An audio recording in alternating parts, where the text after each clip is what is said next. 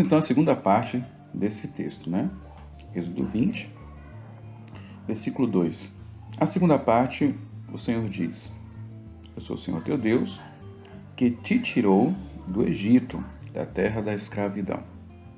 Essa é a segunda parte do texto. Que tirou do Egito, da terra da escravidão. Aqui nós temos o aspecto mais particular do caráter de Deus em relação ao seu povo. Deus, o Senhor, Ele é o Redentor do seu povo. O Redentor é aquele que resgata, que adquire de volta para si aquilo que se havia perdido, roubado, usurpado.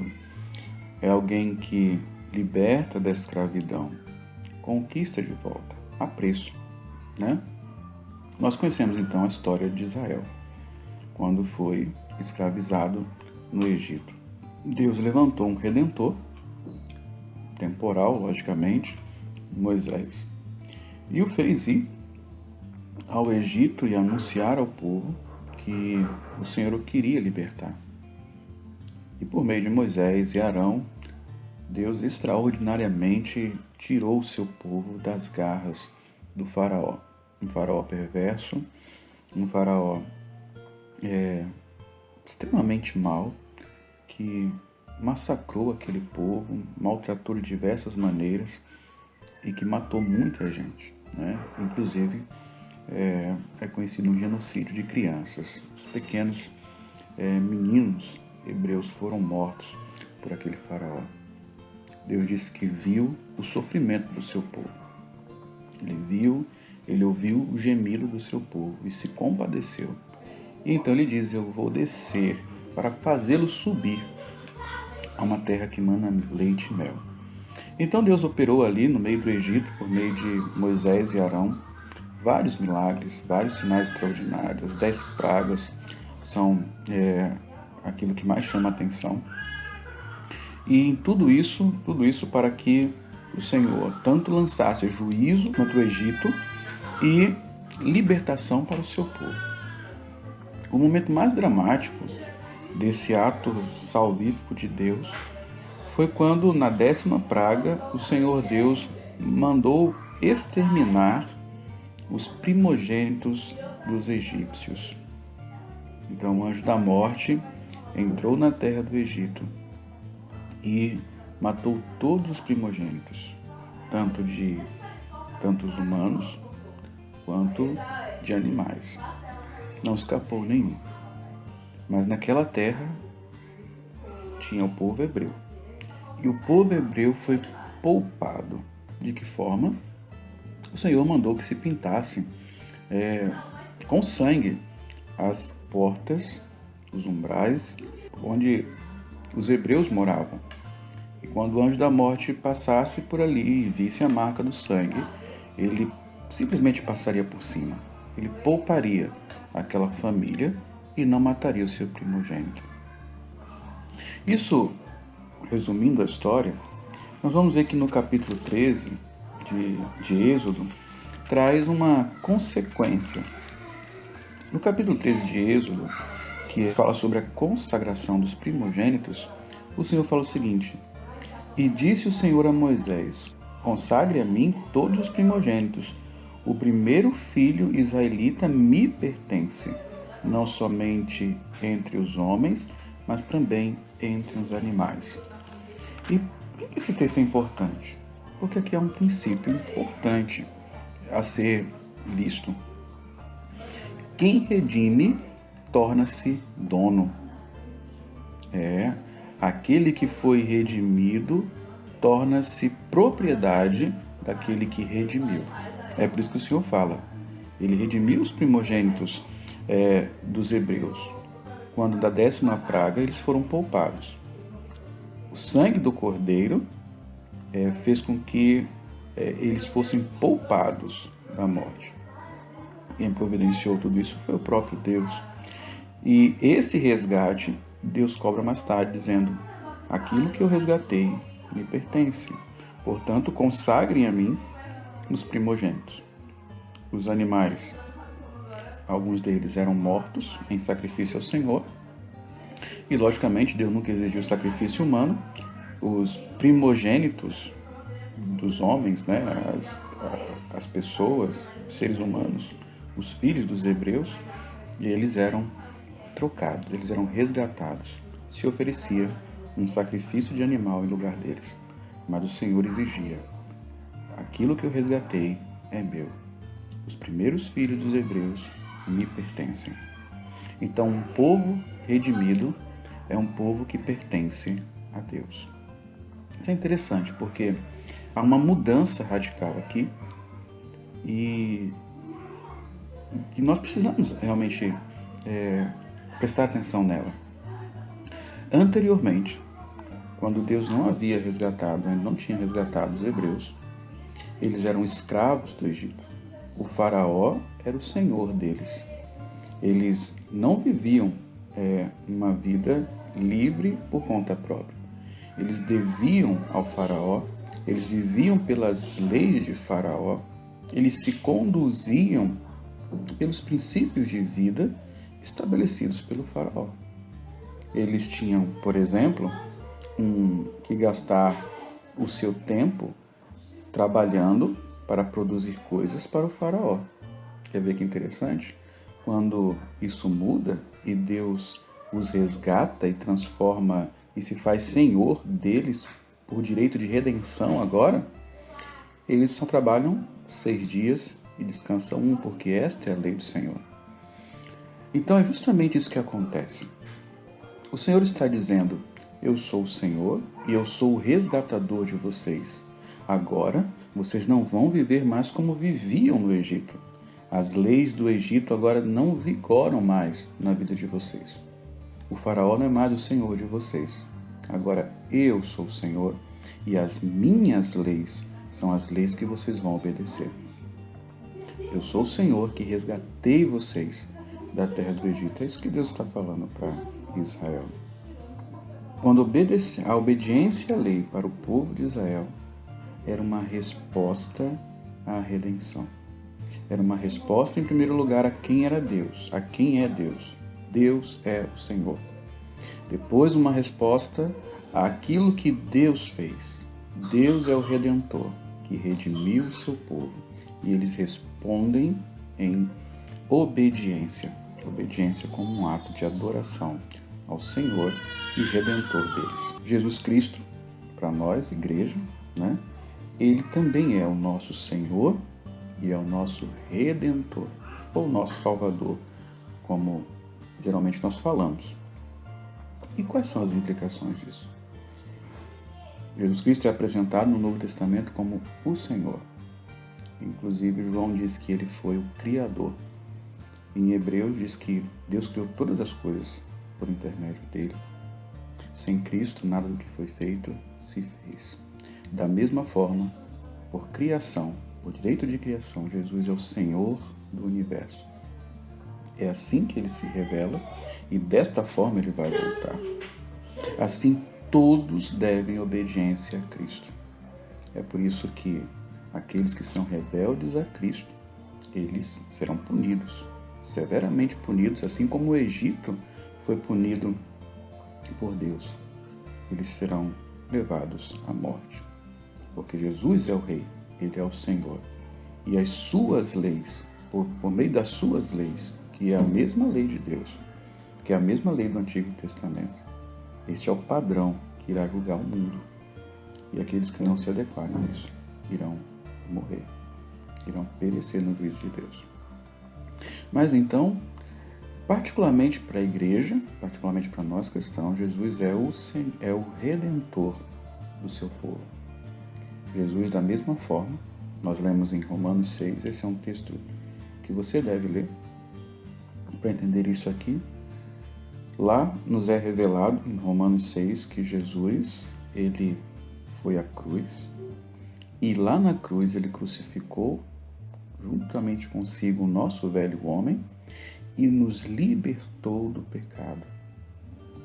Então, o pecado não é mais o senhor daquele que morreu com Cristo e que na morte de Cristo foi resgatado do pecado. É por isso que lá o apóstolo Paulo diz que nós devemos nos rebelar contra o pecado, não fazendo mais a vontade do pecado, mas fazer a vontade de Deus. Ele diz inclusive o seguinte: vocês devem morrer para o pecado e viver para Deus. Diz que nós devemos pegar os nossos membros que anteriormente serviam à injustiça, ou seja, serviam ao pecado, para agora usarmos os nossos membros para servirmos a Deus, ou servirmos a justiça de Deus. Isso porque Cristo foi à cruz, e na cruz ele resgatou o seu povo.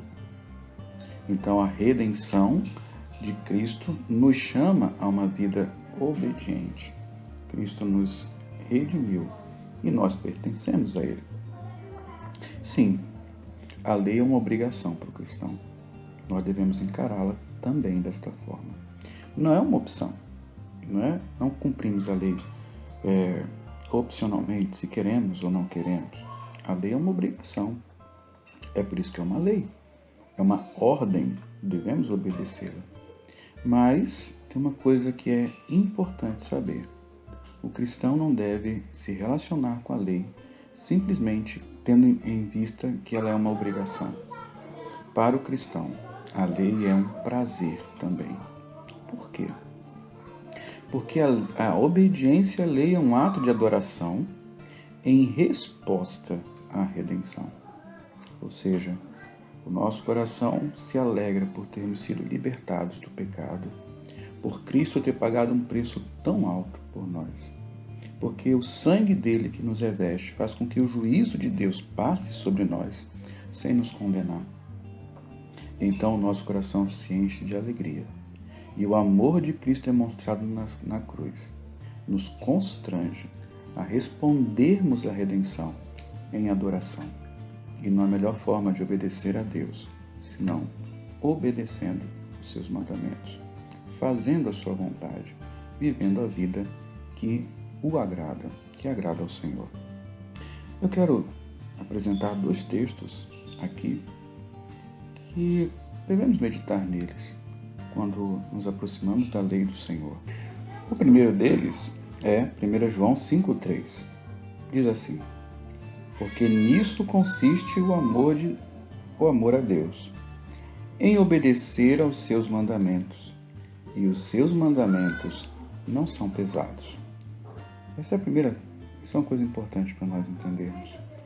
Os mandamentos do Senhor, eles não são pesados. Eles não podem ser pesados para nós. Na verdade, quando nós nos relacionamos com a lei de Deus, e isso nos traz peso, nós estamos nos relacionando da forma errada. Talvez estejamos abraçando um determinado tipo de legalismo. Talvez estejamos querendo que a lei faça aquilo que ela não pode fazer, produzir salvação. Talvez queiramos conquistar o afeto de Deus. Ou simplesmente somos fariseus, orgulhosos, buscando uma vida reta e justa, simplesmente para nos orgulharmos dela. Esse relacionamento farisaico, legalista com a lei, ele se torna extremamente pesado. É por isso que Cristo fala para aqueles que se relacionavam assim com a lei ou estavam sendo ensinados a relacionarem-se desta forma com a lei. Vinde a mim vocês que estão cansados e sobrecarregados, e eu vos aliviarei. Então, agora que estamos começando a estudar os 10 mandamentos, essa é a primeira coisa. Os mandamentos do Senhor não são penosos. E por que não são penosos? Porque eles se tornam o prazer daqueles que reconhecem que Jesus é o Senhor e o Salvador, o Redentor das suas vidas. Quando olhamos para a obra da cruz, o nosso coração se alegra em poder adorar a Deus, ou seja, em ser obediente a Ele e cumprir a sua vontade. É claro que haverá lutas para vivermos em obediência, mas isso não nos trará pesar. Isso nos fará felizes. Encontraremos deleite na lei do Senhor. É isso que Paulo fala em Romanos 12, quando diz que quando nós somos transformados pela mudança da nossa mente, O que acontece é que nós experimentamos que a vontade de Deus é boa, perfeita e agradável. E essa vontade de Deus é a sua lei, é a vontade de Deus revelada, ou seja, a vontade de Deus que nós conhecemos, ou seja, a lei do Senhor. Ela é boa, perfeita e agradável. Ela não é penosa, ela não traz pesar ao nosso coração. Se entendemos que ela é a resposta que nós damos ao que Cristo é e aquilo que Ele fez por nós. O segundo texto que eu quero deixar e compartilhar com vocês é 2 Coríntios 5, 14 e 15. Nesse texto, o apóstolo Paulo fala o seguinte: pois o amor de Cristo nos constrange, porque estamos convencidos de que um morreu por todos, logo todos morreram. E ele morreu por todos, para que aqueles que vivem já não vivam mais para si mesmos, mas para aquele que por eles morreu e ressuscitou. Entendeu aqui? O amor de Cristo nos constrange, ou melhor, o amor de Cristo nos controla. Então, quando olhamos para a cruz e percebemos o quanto fomos amados por Cristo, nosso coração é constrangido, é controlado por este amor. E nós somos tão controlados por esse amor que entendemos que Cristo morreu por nós, não para vivermos uma vida como queiramos viver, mas para viver por Cristo. Morrer para o mundo, morrer para o nosso ego, ou seja, tomar a cruz, negar a si mesmo, e então seguir a Cristo, viver para Cristo. Essa perspectiva, então o salmista diz: como amo a tua lei. Queridos, essa é a coisa mais importante a se perceber antes de nós entrarmos na lei propriamente dita e queremos obedecer os mandamentos. Observe que Deus primeiro tirou o povo do Egito e então deu a ele uma lei. A lei vem depois da redenção. Da mesma forma, Cristo nos salvou quando nós não obedecíamos à lei. Depois que Ele nos salvou, depois que Ele nos tirou do império das trevas e nos trouxe para o seu reino, Ele nos deu uma lei. E esta lei é a vontade de Deus, boa, perfeita e agradável para o cristão. É a forma como devemos viver, não mais servindo ao mundo, ao diabo, à nossa carne, mas agora com uma obediência prazerosa, servindo ao nosso Senhor e Salvador, Jesus Cristo. A Ele toda a honra, toda a glória, todo o louvor, e que todo joelho se dobre e se curve ante o seu senhorio, a começar a sua igreja. Que Ele então nos abençoe, que você possa meditar nessas verdades e seja encorajado pelo Espírito Santo do Senhor a viver uma vida de obediência e de conformidade com a lei do Senhor. Deus nos abençoe.